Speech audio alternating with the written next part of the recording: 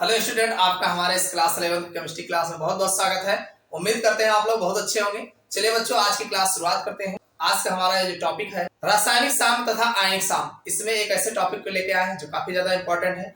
आज हम जिस टॉपिक पर चर्चा करने वाले हैं, हमारा जो टॉपिक होगा अम्ल और क्षारों की आधुनिक विचारधारा क्या है, यानी अम्ल क्षार किसे कहते हैं। इसमें आधुनिक परिभाषा हम जो है जानने वाले हैं। अब आधुनिक परिभाषा में जैसे आपके अलग अलग कई परिभाषाएं बनती हैं। जैसे सबसे पहली परिभाषा आपको जो देखने को मिलेगा आर्हेनियस की संकल्पना, यानी आर्हेनियस जो साइंटिस्ट थे, इन्होंने अम्ल और क्षार के बारे में क्या कहा गया है और इनको हम समझेंगे उदाहरण के द्वारा।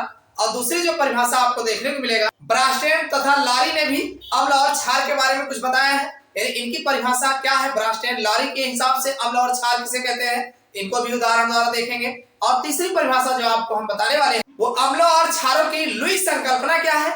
लुईस संकल्पना के अनुसार अम्ल और क्षार किसे कहते हैं, यानी जितने भी परिभाषाएं ये बनते हैं सबको उदाहरण द्वारा हम जो है समझने वाले हैं। तो आप लोग वीडियो के अंत तक बने रहिएगा, देखना ये आपके लिए काफी ज्यादा इंपॉर्टेंट होगा। और फिर आप अम्ल और क्षार के जितने भी कंपाउंड्स होते हैं आप इजिली जो है आसानी से पहचान लेंगे। तो चलिए बच्चों, शुरू करते हैं आज की क्लास। सबसे पहले हम बात करते हैं अम्ल और क्षार की परिभाषा आर्हेनियस के अनुसार क्या होता है। देखो बच्चों, अगर हम बात करें आर्हेनियस का सिद्धांत क्या है अम्ल और क्षार के लिए, यानी आर्हेनियस का अम्ल और क्षार का सिद्धांत, तो आर्हेनियस के सिद्धांत के अनुसार अगर हम बात करें अम्ल और क्षार किसे कहते हैं, तो भाई कुछ नहीं करना है। अगर हम पदार्थ को जल में घोल देते हैं और जलीय विलयन में अगर H+ चार्ज देता है तो वो अम्ल कहलाएगा, और अगर जलीय विलयन में OH नेगेटिव चार्ज देता है तो उसे हम क्षार कहते हैं। बस यही बात जो है आर्हेनियस ने अपने इस सिद्धांत में अम्ल और क्षार के बारे में बताया है कि आर्हेनियस के अनुसार ऐसे पदार्थ जो जलीय विलयन में H+ चार्ज देते हैं अम्ल कहलाते हैं, तथा जो OH नेगेटिव चार्ज देते हैं वो जो है आपके क्षार कहलाते हैं। तो चलिए उदाहरण देख लेते हैं। जैसे मान लीजिए, जैसे अगर हम बात करें, जैसे हमारा HCl है, तो ये Cl को अगर हम जल में घोलते हैं तो ये H+ चार्ज देगा और Cl नेगेटिव चार्ज देगा, तो ये तो HCl हमारा क्या होगा, ये अम्ल हो जाएगा। इसी तरीके से अगर हम मान लीजिए H2SO4 की अगर हम बात करें सल्फ्यूरिक एसिड की, तो ये H2SO4 जो होगा ये भी हमारा 2H+ चार्ज और SO4 2 नेगेटिव चार्ज देगा, तो ये भी हमारा अम्ल बोला जाएगा। तो आप देख रहे हैं कि दोनों में H+ चार्ज उपस्थित है तो ये अम्ल होगा। इसी तरीके से अगर हम क्षार की बात करें, जैसे मान लीजिए NaOH है, इसको अगर घोलते हैं तो हमारा Na+ चार्ज और OH नेगेटिव चार्ज देता है, तो ये जो आयन होता है इससे पता चलता है कि ये क्षार है। इसी तरीके से अगर हम पोटेशियम हाइड्रोक्साइड की बात करें तो ये हमारा K+ चार्ज और OH नेगेटिव चार्ज देता है, तो ये जो हमारा OH नेगेटिव चार्ज जो भी कंपाउंड देता है वो क्षार कहलाते हैं। तो ये किसके अनुसार है, ये आर्हेनियस के अनुसार है कि यदि कोई पदार्थ जलीय विलयन में H+ चार्ज देता है तो अम्ल कहलाता है, और अगर कोई OH नेगेटिव चार्ज देता है तो क्षार कहलाता है। समझ में आ गया। तो ये हमारा अम्ल है, ये भी हमारा अम्ल होगा, और ये हमारा क्षार है और ये भी हमारा क्षार होगा। तो ये परिभाषा आपकी आर्हेनियस के अनुसार होती है। भाई जितने H+ चार्ज देता है उतने उसकी ज्यादा अम्लीयता होती है, और जितने OH नेगेटिव चार्ज देता है उसकी उतने ही क्षारीयता होती है। यह बात आर्हेनियस ने अपने जो है सिद्धांत में जो है अम्ल क्षार की परिभाषा में बताया। समझ में आएगी नहीं। चलो अब दूसरी परिभाषा देख लेते हैं। देखो बच्चों, अगर हम अगली परिभाषा की बात करें तो ब्रास्टेन लारी, यानी साइंटिस्ट हैं ब्रास्टेन और लारी, तो ब्रास्टेन लारी ने जो है अपनी जो संकल्पना दी है, इसी संकल्पना को प्रोटानिक संकल्पना भी कहा जाता है। यानी अब ब्रास्टेन लारी ने प्रोटॉन संकल्पना के अनुसार जो है अम्ल और क्षार के बारे में बताया। तो इन्होंने क्या कहा है भाई, ब्रास्टेन लारी के अनुसार इन्होंने कहा कि अम्ल वे पदार्थ होते हैं, यानी चाहे जिसकी आप बात कर लो अम्ल वही होगा जो प्रोटॉन यानी H+ चार्ज देने की प्रवृत्ति रखते हैं। यानी जो भी H+ चार्ज अपने में से देने की प्रवृत्ति रखता है वो अम्ल होता है, तथा जो प्रोटॉन ग्रहण करने की क्षमता रखता है यानी H+ चार्ज लेने की क्षमता रखता है वो क्षारक होते हैं। यानी इन्होंने जो है भाई अपनी परिभाषा में जो है अलग हिसाब से बताया। इन्होंने कहा कि वो पदार्थ जो प्रोटॉन दे, यानी उन्होंने प्रोटॉन संकल्पना क्यों कहा गया, क्योंकि सारी बातें प्रोटॉन पर ही निर्भर करेंगी। भाई प्रोटॉन देने की क्षमता, यानी जो H+ चार्ज दे सकता है तो वो अम्ल होगा, और जो H+ चार्ज ले सकता है वो क्षारक होता है। बस यही जो है ब्रास्टेन लारी ने बताया है। तो कहा गया अम्ल वे पदार्थ होते हैं जो प्रोटॉन H+ चार्ज देने की प्रवृत्ति रखते हैं तथा क्षारक वे पदार्थ होते हैं जो प्रोटॉन ग्रहण करने की प्रवृत्ति रखते हैं। अर्थात प्रोटॉन दाता को अम्ल तथा प्रोटॉन ग्राही को क्षारक कहा जाता है। यानी जो प्रोटॉन निकाल रहा होता है उसे अम्ल कहते हैं और जो प्रोटॉन ग्रहण कर रहा होता है उसे क्षारक कहा जाता है। जैसे अगर हम एग्जाम्पल की बात करें, जैसे मान लीजिए ये हमारा HCl है और दूसरा जो है ये NH3 है, तो अगर इसको देखा जाए तो ये जो बनेगा भाई ये दोनों मिलेंगे तो होगा क्या कि NH3 एक H यहाँ से ले लेगा तो ये हमारा बन जाएगा NH4+ चार्ज और साथ में प्लस ये हमारा Cl नेगेटिव चार्ज बन जाएगा। तो अगर गौर से देखा जाए तो ये HCl क्या कर रहा है, H+ चार्ज दिया है इसको, किसको, NH3 को, तो ये हमारा NH4+ चार्ज बना है।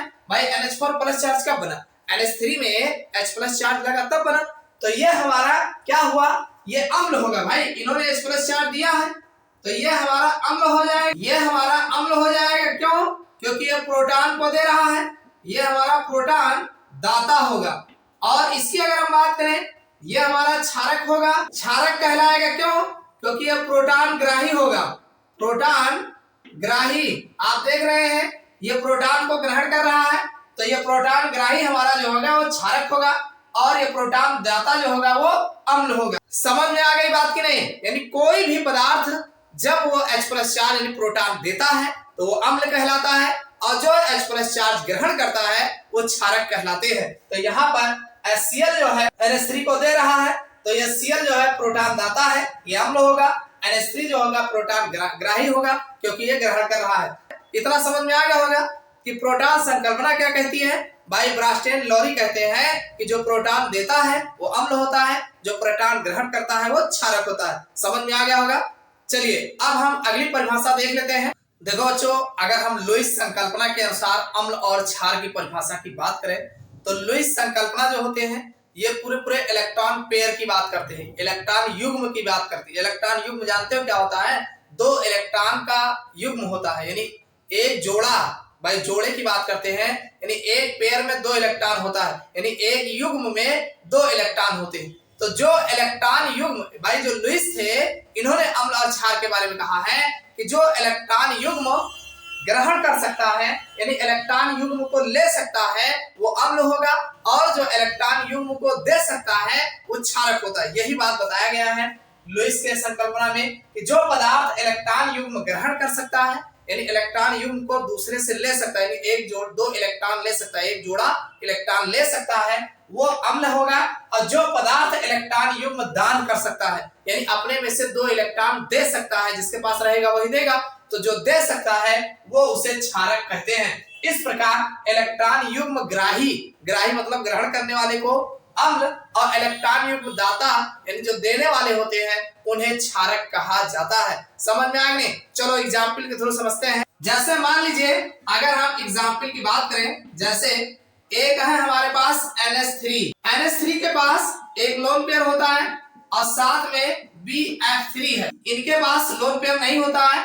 अब ये NH3 जो होता है इनको इलेक्ट्रॉन युग्म देते हैं और जो है NH3 और फिर BF3 का अगर हम बात करें NH3 BF3 में तो यहाँ देखिए NH3 जो है अपना ये पेयर जो है BF3 को दे रहा है तो ये इस पे जुड़ रहा है, ये इनके साथ जो है एक बॉन्ड के द्वारा जुड़ रहा है। तो अब ये NH3 जो है आप देख रहे हैं इनके पास एक पेयर होता है, इलेक्ट्रॉन पेयर है, ये पेयर इनको दे करके अपने साथ जोड़ा बनाता है। तो अब चूंकि इलेक्ट्रॉन पेयर दे रहा है तो देने वाला जो होता है वो क्षारक होता है। अब इसमें जो क्षारक होते हैं उन्हें लुईस क्षारक कहा जाता है। क्या कहा जाता है, लुईस क्षारक कहा जाता है। और चूंकि जो ग्रहण कर रहा है तो इसे हम जो है लुईस अम्ल कहा जाता है। क्या कहा जाता है, लुईस अम्ल। भाई जो इलेक्ट्रॉन पेयर देता है उसे लुईस क्षारक कहा जाएगा। एक बात ध्यान रखना, यहाँ बात लुईस ने बताई है तो इसलिए इनको लुईस को लगा करके बताएंगे कि ये जो इलेक्ट्रॉन पेयर देते हैं उन्हें हम लुईस क्षारक कहते हैं और जो इलेक्ट्रॉन पेयर ग्रहण करते हैं उन्हें लुईस अम्ल कहा जाता है। तो समझ में आ गया होगा कि लुईस अम्ल क्या है और लुईस क्षारक क्या है। भाई जो इलेक्ट्रॉन पेयर डोनर होते हैं, दाता होते हैं, वो उन्हें जो है लुईस क्षारक कहते हैं। जो पेयर देते हैं वो क्षारक होते हैं और जो पेयर ग्रहण करते हैं वो अम्ल होते हैं। समझ में आई बात। चलिए अब हम कुछ एग्जाम्पल देख लेते हैं लुईस क्षारक के और कुछ एग्जाम्पल देख लेते हैं लुईस अम्ल के। अगर हम बात करें लुईस अम्ल के उदाहरण की, इनमें कौन कौन आएंगे, तो चलिए हम कुछ बता देते हैं। जैसे मान लीजिए एक आपका आ जाएगा BF3, ये जो लिखा है ये भी लुईस अम्ल है। और आपको जो देखने को मिलेगा AlCl3, ये भी लुईस अम्ल के अंतर्गत आते हैं। साथ में FeCl3, ये भी लुईस अम्ल है। और ZnCl2, ये सब के सब लुईस अम्ल के उदाहरण हैं। कौन है ये? लुईस अम्ल के उदाहरण जो है आपको देखने को मिलेंगे। इसी तरीके से अगर हम लुईस क्षारक की बात करें, लुईस क्षारक, भाई लुईस क्षारक कौन होगा? जो इलेक्ट्रॉन पेयर दे सकता है। तो जैसे ये जो साइनाइड होता है Cl नेगेटिव चार्ज, इनके पास भी पेयर होते हैं, ये भी दे सकते हैं। इसी तरीके से ये जो NH3 होते हैं, इनके पास भी पेयर होता है, ये भी लुईस क्षारक आएंगे। और आपका H2O जो होता है, इनके पास भी पेयर होते हैं, ये भी दे सकते हैं। तो ये सब इस प्रकार और भी हैं आदि, ये सब जो है लुईस क्षारक कहलाते हैं। लुईस क्षारक जो है बोले जाते हैं।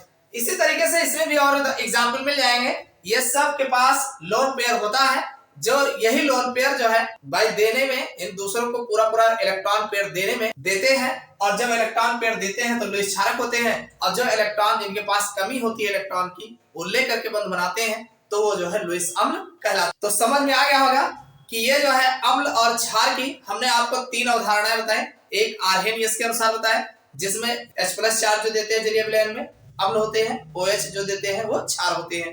ये तो आपके आर्हेनियस के अनुसार है।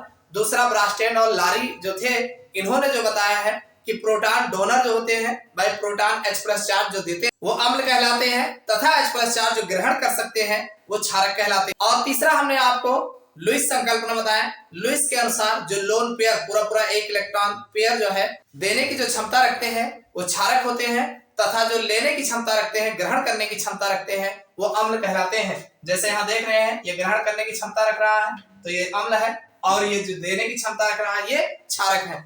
तो सब बातें समझ में आ गई होंगी। समझ में आ, वीडियो को लाइक कर दीजिएगा और कमेंट करके बताना ये वीडियो आपको कैसा लगा। और नए हो तो सब्सक्राइब कर लेना। फिर मिलते हैं अगले क्लास नए टॉपिक के साथ।